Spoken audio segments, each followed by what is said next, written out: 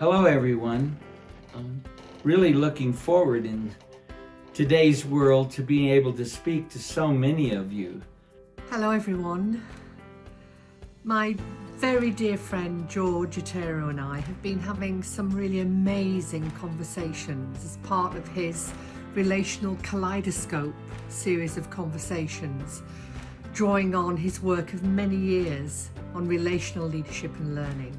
Leading with presence. I love your subtitle. It's an inside job. That's pretty good, Maggie. Being playful, non-judgmental.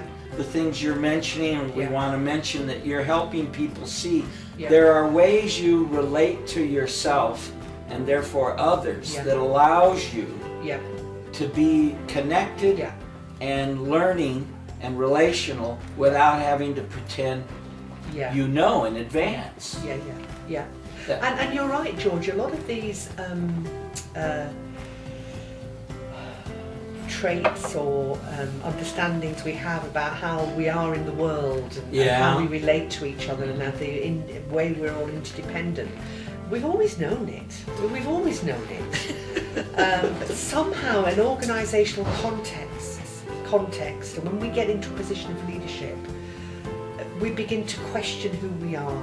So we really want to share these insights that we're beginning to have more widely, and so deepen our shared understanding of the power of putting relationships first and the practice of deepening our ability to be fully present to ourselves and others.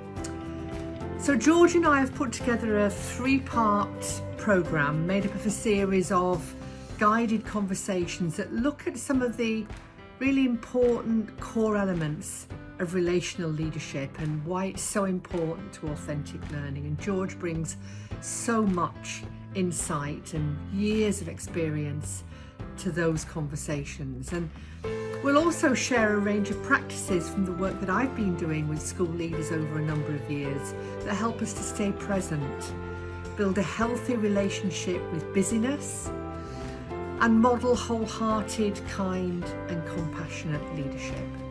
Improving relationships is the way to a better future, especially in the world we live in, and a better relationship is available to all.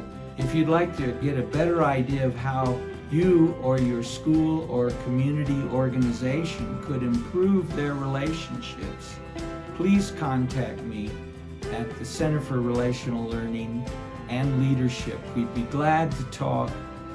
So I really hope that you will consider joining both George and I in these conversations. And if you do, I really look forward to seeing you then. Thank you.